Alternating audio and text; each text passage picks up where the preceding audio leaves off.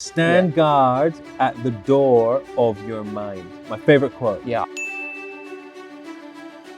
So why do you like that quote so much? Look, I really like it because it's always a good reminder for me, Bruce, that you've got to be careful about what you let into your mind. In the modern world today, we're exposed to so much information everywhere we go. Everywhere we look, we're always on our phones, we're looking around, we're seeing billboards, we're seeing all sorts of different stuff. And for me, you've got to be really careful about what you're focusing on and what's going into your mind.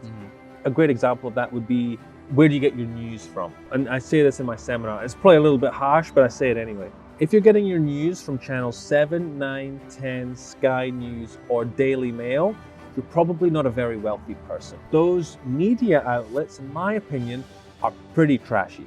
So you're sort of letting trash into your mind as opposed to focusing on the boring stuff. Australian Bureau of Statistics, RP data, CoreLogic, realestate.com.au. These are the sources of information, things that you should be letting in to make informed buying decisions, just as an example.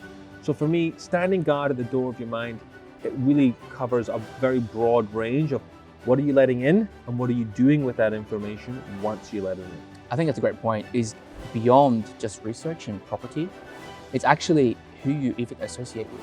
Yeah. It's the people that you choose to be around on a daily basis. It's around making sure that whoever's talking to you, are you letting that person influence you and affect your decision making in a negative way? Yeah. Right? In a positive way, absolutely, that's not a problem at all. But you gotta be careful that you can't let people influence you in a negative way. And look, at the end of the day, most people don't really want you to succeed more than they're succeeding. That's right. And a lot of people are going to tell you things, even if it's subconscious, to sort of hold you back.